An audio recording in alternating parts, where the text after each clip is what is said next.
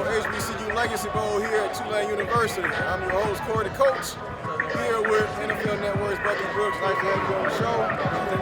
I just want to talk to you, ask you a few questions. This is the first annual Legacy Bowl for the HBCU. Those players, what do you think this is different? How do you grasp that? No, I think this is a great opportunity for them. We think about having a showcase event where scouts can watch these players from HBCUs.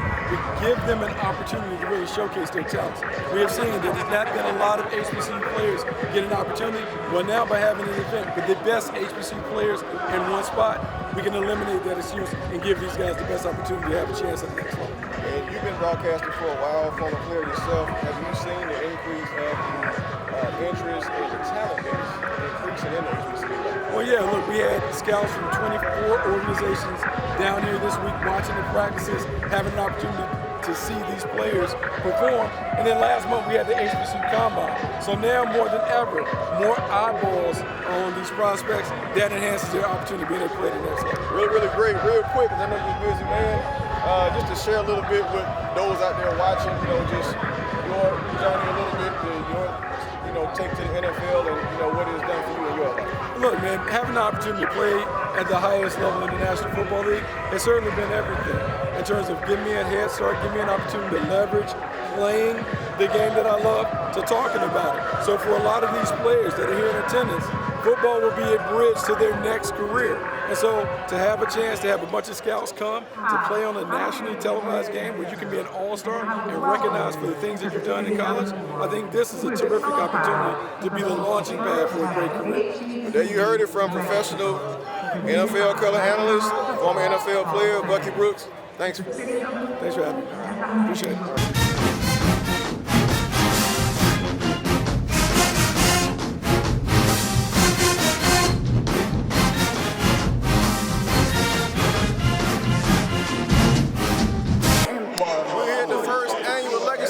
Standing here with the one and only Harold Jackson, HBCU Hall of Fame himself at the Legacy Bowl at Tulane University.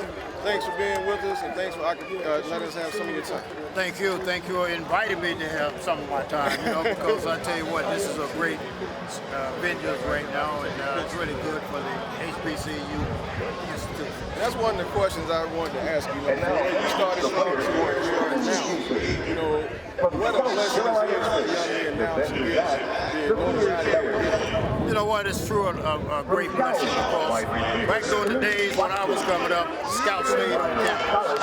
We had scouts almost every day, and when I graduated from Jackson State, we had 11 guys to get drafted, and 5 went as free agents. But now it's hard to get anybody on campus to come and look at our guys, so this is a great opportunity for everybody to get a chance to see it. And to see this way with so many of you all giving back, I'm sure that really touches your heart. You see so many that have gone before yourself, and they're here to actually witness this, to be a guide to some of these young men. This is the great thing about the coaches today, because somebody put something to me. And so when I was coaching, that's what I wanted to do, is put something back into the players, just like they put into me. And so I'm glad to see this happen. When you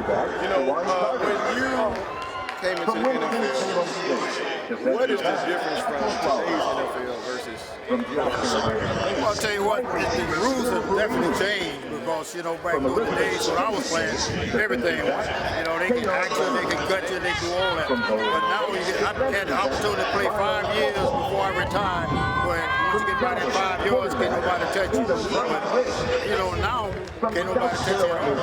But back then, during that time, all them guys get a chance to hit you, they do it all. Now, they're protecting the players. Really good. Now, do you think that some of those rule changes, is it more beneficial to the offense or for the defense? Well, it's probably benefit for both sides. But sometimes I kind of feel bad for the defensive back, because they always say a defensive back hit a defensive receiver, the receiver go up in the ball. I guess he got to catch it before he hit it. So that's something that rules that have changed. But back during the days, they hit you before the ball get there, and nothing beats them. Final question for you. We were there at your Hall of Fame induction to the HBCU Hall of Fame. Very emotional moment for you. Just going back to that night, how much did that mean to you from growing up where you come from to where life has led you to that? Well, I'll tell you what, that was a great night for me because I was able to join some of the guys that made the game for me. And so it was really good. You know, like I said, I couldn't go back during the days when my mom really didn't want me to play football. She went and got me a truck and wanted me to play in the band. You know, and so I was able to play 16 years with the guys that I saw playing way before me, and able to go out and perform and do the things that I did. All right, but there you have it for Hall of Famer Harold "Double O Soul" Jackson. Thanks for watching. Thanks for being a part of it. All right, thank you. Thank you very much. All right. All right, welcome. The first annual Legacy Bowl, standing here with LeRoy Smith of Diamonds in the Rough. Going to talk to him about some of the great things he has going on in the community, sports, and kids. Welcome and thank you for the interview. I appreciate you guys having me. All right, so let's just shed some light on yourself and your organization and what is it that you do? Oh yeah, my name is LeRoy Smith, former football player, Florida State. Went to play the Chicago Bears. Now I run a non-profit organization called Diamonds in the Rough, where we create pathways to help kids, you know, start from the professional, from elementary and go all the way up to the professional level. So it's basically a mentoring program, a mentoring / career development program that extends all the way through. So it's just help people, help the kids. We guide the kids through the path that they want to choose in life. All right, great. So in your years of doing this, Yes. the positive reinforcement that you give, have you seen it take effect and just motivate some of the young people to do better? Absolutely. You know, based off data, man, 80% of our kids' grades go up. 80, their referrals decrease. Their school attendance increase. We've helped kids collectively earn scholarship dollars amounting to over $5 million. So you know, and now you know we helping kids athletically as well.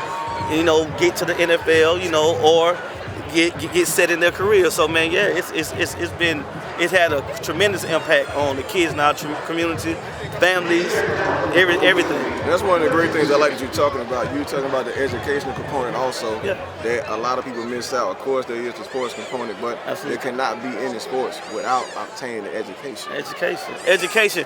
You know, this is what I tell my kids, you know, the kids that are the participants in my organization.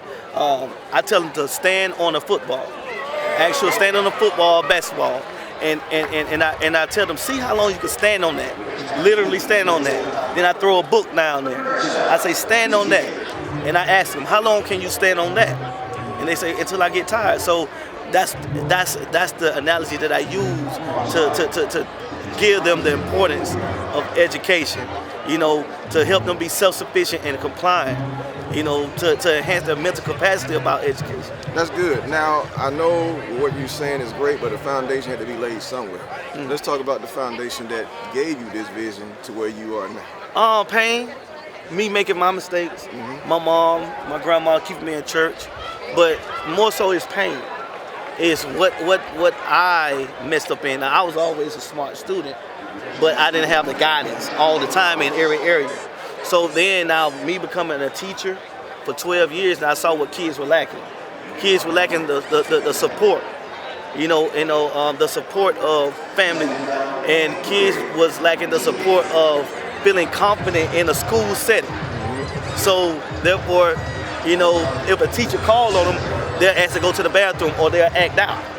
You get what I'm saying? So me understanding all those dynamics, I created a support system for everybody. So ultimately, we're supporting the kids. Because when we support our kids, that's how we change the community and the dynamics of everything. Exactly. Well, there you heard it. LeRoy Smith, Diamonds in the Rough. Not only education, sports, but family as well. Thanks for joining. I appreciate you again. All right.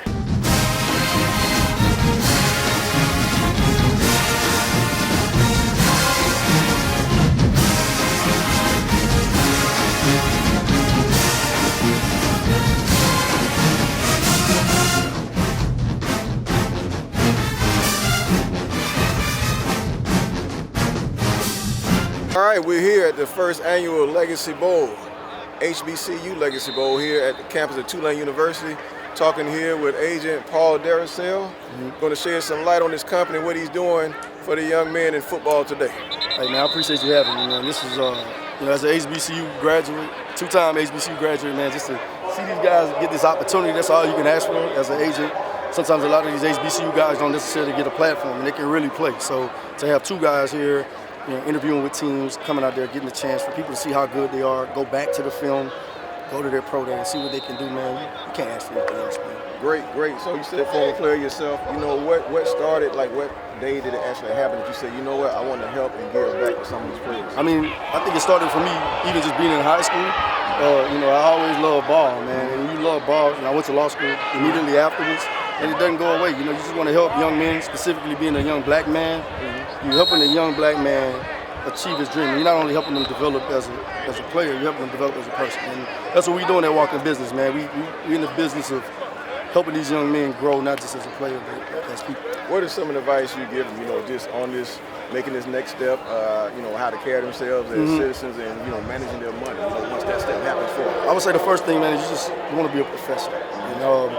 Taking those steps and just carrying yourself and going to work every day same way. If you going to work every day, like my dad went to work every day with his hard hat, you want to just be a professional. As far as the finances, hire good people around you, make astute observations and smart investments, and don't allow these financial advisors, like what we do at Walking Business, ain't no financial advisors just come and get in on it. Like, you have to show that you add value, and you have to help them start an LLC. You have to help do these things in order to get there.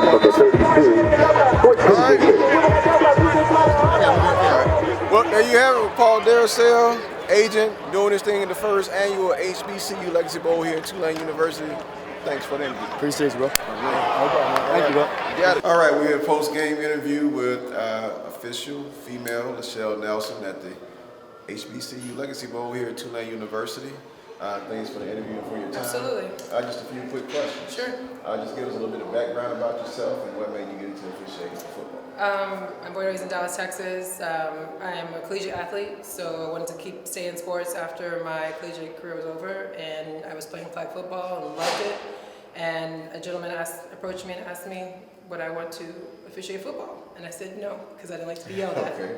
So 10 years later, I saw a woman in the replacement refs, and I went back, and here I am.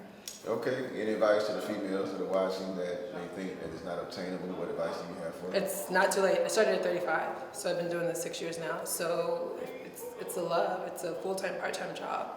Right. And I have the best seat in the house, so why not do it?